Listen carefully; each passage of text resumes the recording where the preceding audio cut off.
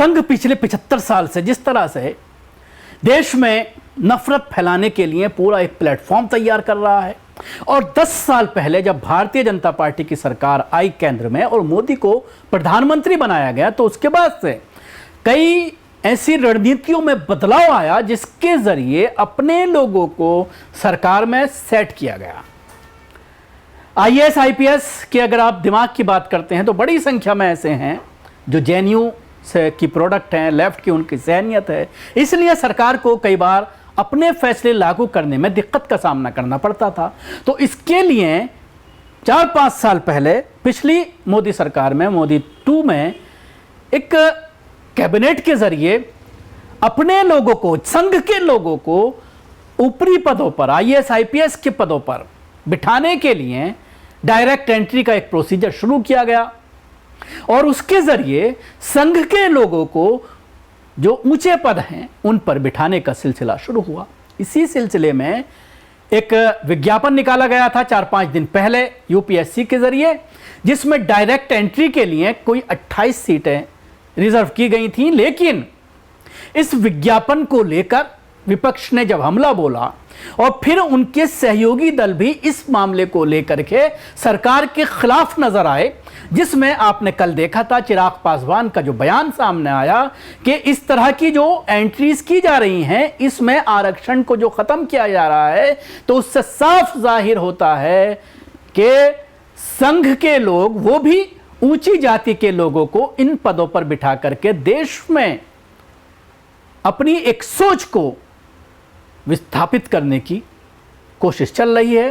कई बार एंट्री इस प्रक्रिया के जरिए लोगों की हो भी चुकी है, लोगों को रखा भी जाया चुका है। तो ये लेटरल एंट्री जो है, इसको सवाल आज के घेरे में जब आया, राहुल गांधी का भी सवाल आया, राहुल गांधी ने भी इस पर सवाल उठाया, उनकी भी एक बाइट आई इस पूरे मामले को लेकर के, और तमाम विपक्षी दलों ने इस पर हमला बोला, जिसके बाद आज मोदी सरकार ने इस अपने फैसले को वापस लेना पड़ा।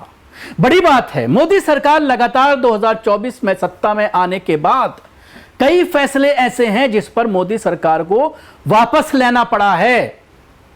अभी आपने लोकसभा के में जब बिल पेश किया गया वक्फ को लेकर के, तो उसमें आपने देखा कि जिस तरह से पार्लियामेंट्री कमेटी को यह पूरा मामला सौंपा गया है और उसमें जिस तरह से लोगों को रखा गया है, तो इन तमाम चीज़ों से जाहिर हो रहा है कि अब मोदी सरकार अपने फैसले लागू नहीं कर पाएगी। संघ को जो पहले से ही डर सता रहा था कि अगर हम एब्सोल्यूट मेजॉरिटी में नहीं आते हैं तो जो हमारे जो बहुत सारे फैसले हैं उनको हम लागू नहीं कर पाएंगे, और अब इसके बाद इस तरह के फैसलों को जब वापस लिया जा रहा है तो सवाल यही है कि कहीं ना कहीं खुद उनके सहयोगी दल मोदी के लिए वबाले जान बने हुए हैं। मोदी के फैसले लागू करने के लिए उनको दिक्कतों का सामना करना पड़ रहा है। अब इस फैसले को वापस लेना कहीं ना कहीं मोदी सरकार की नाकामी और संघ की सबसे बड़ी नाकामी दिखाई दे रही है। इस पर कांग्रेस प्रवक्ता सुप्रिया श्रीनाथ ने एक वीडियो जारी किया है, वो भी आप सुन लीजिए। बधाई हो, एक बार फिर से संविधान की जीत हुई है। संविधान में निहित आरक्षण की, संविधान में निहित सामाजिक न्याय की जीत हुई है। लैटरल एंट्री मतलब सीधी भर्ती पर रोक लगाई गई है।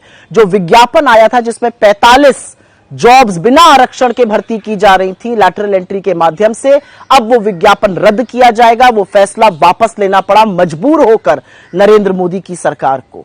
याद रहे, इस फैसले ने आरक्षण को ताक पर रखा था। दलितों, वंचितों, शोषितों, आदिवासियों, पिछड़ों के हक को मारने वाला फैसला था ये, और इसका पुरजोर विरोध राहुल गांधी ने किया था। इसके खिलाफ आवाज खरगे जी ने उठाई थी। पूरे इंडिया गठबंधन ने इसके खिलाफ पुरजोर विरोध किया था, क्योंकि यह संविधान में निहित आरक्षण पर एक बड़ा प्रहार था।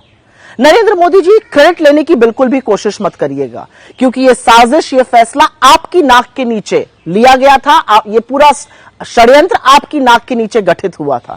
तो अब क्रेडिट लेने की कोशिश मत करिए। और एक बात याद रखिए कि जब जब आप संविधान के खिलाफ, आरक्षण के खिलाफ, दलितों, पिछड़ों, आदिवासियों के हक के खिलाफ कोई फैसला लेंगे तो अपने सामने समूचे विपक्ष को, राहुल गांधी को पाएंगे। एक बात और कहना चाहती हूं, अब आदत डाल लीजिए, आपके हर गलत फैसले को हम वापस कराकर ही मानेंगे, फिर वो चाहे वक्फ बोर्ड का फैसला हो, वो ब्रॉडकास्टर्स बिल हो, या अब ये जो आपने असंवैधानिक तरीके से नौकरी बांटने की सोची थी, आरक्षण को खत्म करने की साजिश रचकर। एक बात तो सच है, झुकती है दुनिया, झुकाने वाला चाहिए। और जब सामाजिक न्याय के ध्वजवाहक खुद राहुल गांधी और खुद इंडिया ब्लॉक उठ खड़ा हो आपके आरक्षण खत्म करने की साजिश के खिलाफ, तो फैसला तो वापस आपको लेना ही था।